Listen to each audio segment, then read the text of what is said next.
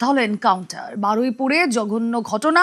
সেই ঘটনায় মূল অভিযুক্ত, অন্যতম অভিযুক্ত রাদার প্রভাস মণ্ডল, তাকে নিয়ে ঘটনাস্থলে যখন পুলিশ যায় পুনর্নির্মাণে, পুলিশকে অ্যাটাক করার চেষ্টা করে, পুলিশের রিভলভার ছিনিয়ে নেয় সে, আর তারপর আত্মরক্ষায় পুলিশ গুলি চালায়। এই ছবিটা আমাদের মনে করিয়ে দিচ্ছে জমা খরচ মডেলের কথা। ভাবছেন কি সেটা? বাংলায় জমা খরচ মডেল, সকালে জমা বিকেলে খরচ। বিরোধী দলনেতা থাকাকালীন গুন্ডা দমনের প্রতিশ্রুতি দিয়েছিলেন শুভেন্দু অধিকারী।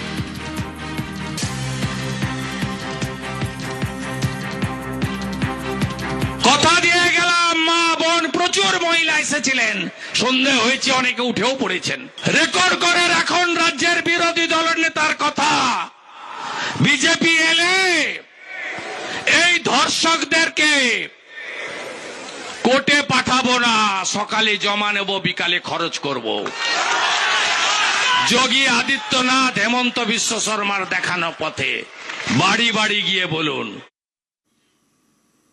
সকালে জমা বিকেলে খরচ। আর সেরকমই এই প্রভাস মণ্ডল, তাকে পুলিশ জালে তোলে। তাকে নিয়ে যখন পুনর্নির্মাণ ঘটনার, তখনই পুলিশকে গুলি করার চেষ্টা করে, পুলিশের থেকে রিভলভার ছিনিয়ে নিয়ে এই প্রভাস মণ্ডল, আর আত্মরক্ষায় পুলিশ গুলি চালায়। ঠিক কি বলেছিলেন বিরোধী দলনেতা শুভেন্দু অধিকারী সেই সময়?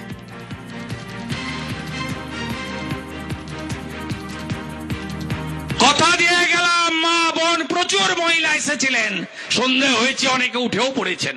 রেকর্ড করে রাখুন রাজ্যের বিরোধী দলের নেতার কথা।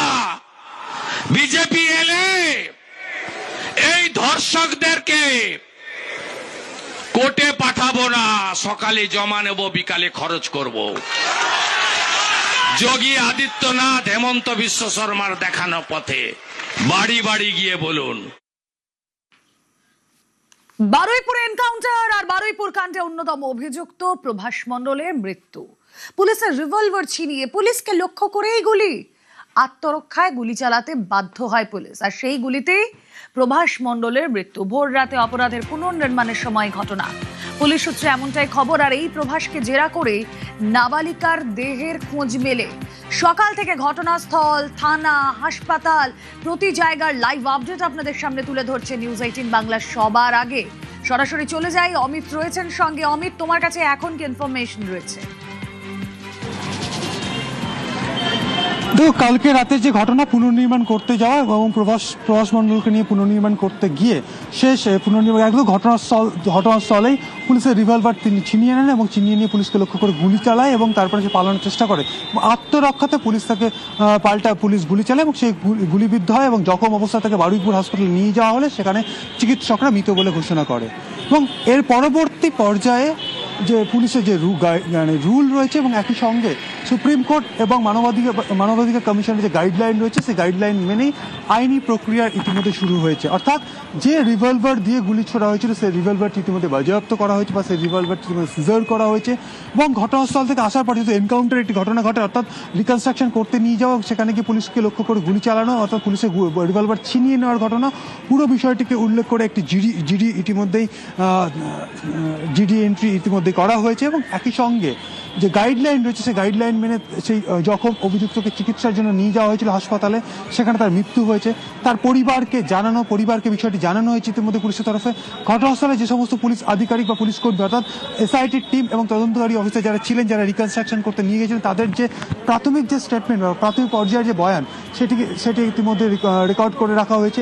এবং একই সঙ্গে এনকোয়েস্ট করা এবং পোস্টমর্টমের ক্ষেত্রে যে গাইডলাইন রয়েছে সেই সমস্ত পদ্ধতি ইতিমধ্যেই মেনে চলার কাজ কিন্তু শুরু করে দেওয়া হয়েছে। অর্থাৎ ম্যাজিস্ট্রেট পর্যায়ের একজন অফিসার বা ম্যাজিস্ট্রেটের উপস্থিতিতে বডির ইনকোয়েস্ট হবে এবং তারপরে ময়নাতদন্ত হবে এবং পুরো বিষয়টি ভিডিওগ্রাফি করা হবে।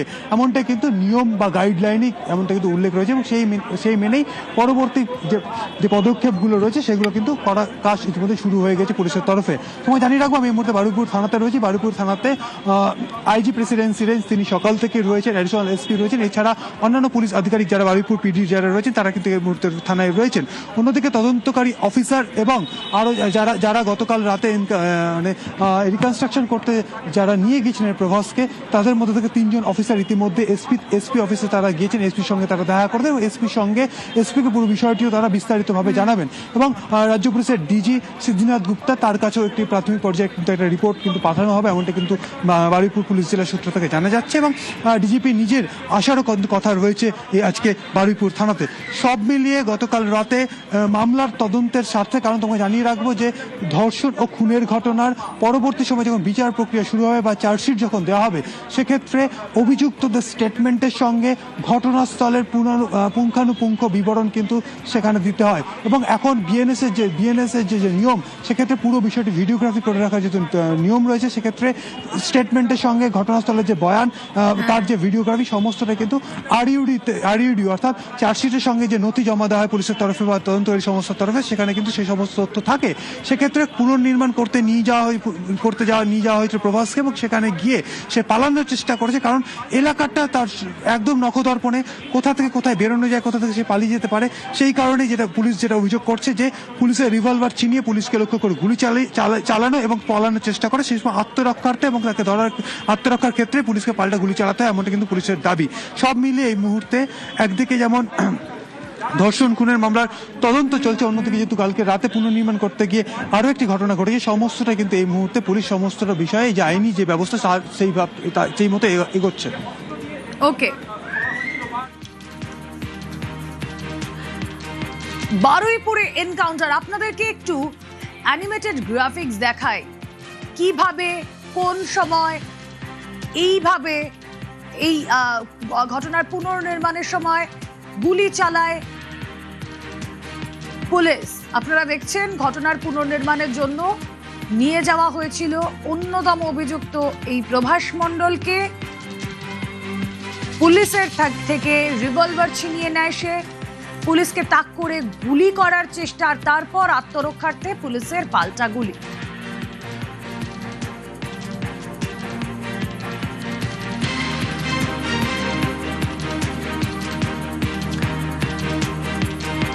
পালাতে গিয়ে পুলিশের গুলিতে মৃত্যু প্রভাস মণ্ডলের। বারুইপুরে এনকাউন্টারের ঘটনা, যে এনকাউন্টারে সিটের সদস্য রনি সরকারের রিভলভার ছিনিয়ে নিয়েছিল এই প্রভাস। আর অর্ঘ্য মণ্ডল স্পেশাল ইনভেস্টিগেশন টিমের সদস্য, যার ছবি আপনাদের দেখাচ্ছি, সেই অর্ঘ্য মণ্ডল আত্মরক্ষার্থে প্রভাসকে লক্ষ্য করে 2 রাউন্ড গুলি করে।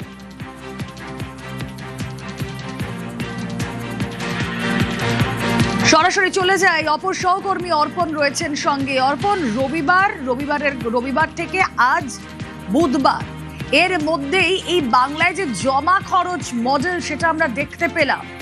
আমরা দেখলাম যে ঘটনার পুনর্নির্মাণ এবং পুলিশকে তাক করে যখন গুলি চালাতে গেল এই প্রভাস মণ্ডল, তাকে পাল্টা গুলি করা হলো। এই রবিবার থেকে এই পর্যন্ত অনেকগুলো ঘটনাক্রম আমরা দেখেছি, তুমি লাইভ করেছো সেই জায়গা থেকে, একটু জানতে চাইবো বিস্তারিত।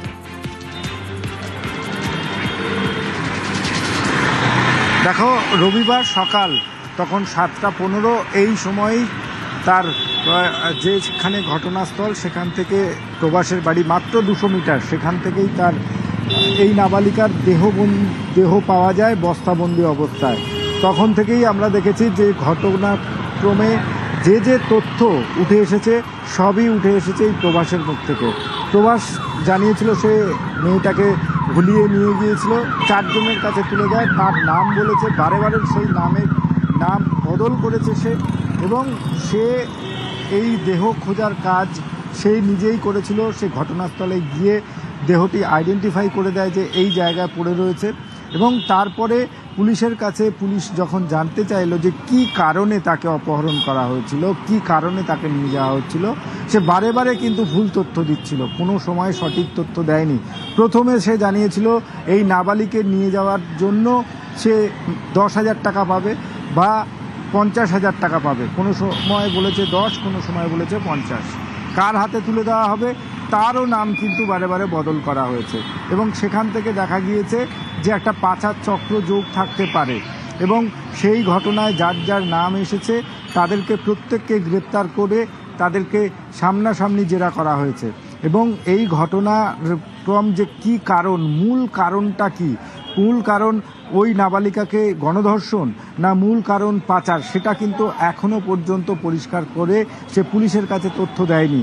যতটুকু সে তথ্য দিয়েছে সেই তথ্যটাই পুলিশ যাচাই করার জন্য প্রয়োজন ছিল এই পুনর্নির্মাণ। যে পুনর্নির্মাণ করতে গতকাল মধ্যরাতে তাকে নিয়ে যাওয়া হয়। সকাল থেকে যে বিষয়টা জানাচ্ছিলাম যে মধ্যরাত কেন বেছে নেওয়া হলো, সেখানে কিন্তু একদম পরিষ্কার করে জানানো হচ্ছে আচ্ছা। যে জনরোষ, তুমি জানবে যে একজন নির্দোষ তার মৃত্যু হয়েছে। ওকে, এই ঘটনার পর আমরা কথা বলেছিলাম অনেকের সঙ্গে। কামদুনি সেই ঘটনা আজও হাড়হীন করে দেয়। কামদুনির ফাইল খুলেছে পালা বদলের পর। বিচারের আশায় বুক বাঁধছে কামদুনি। প্রভাসের এনকাউন্টারে আশা মৌসুমী কয়ালে।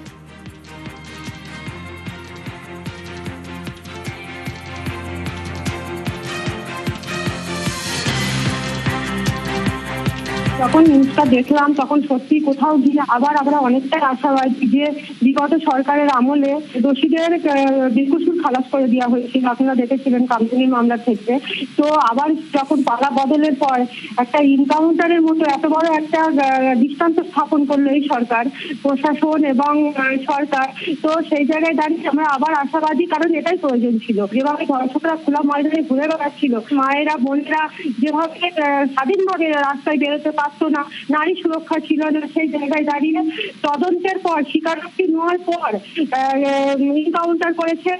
এটা অনেকটাই পাওনা, এটা করার দরকার ছিল, একটা দৃষ্টান্ত স্থাপন হয়েছে। পুলিশ নিজের আত্মরক্ষার্থে পুলিশ সার্ভিস রিভলভারতে গুলি করেছে, এখানে পুলিশের কোনো দোষ নেই।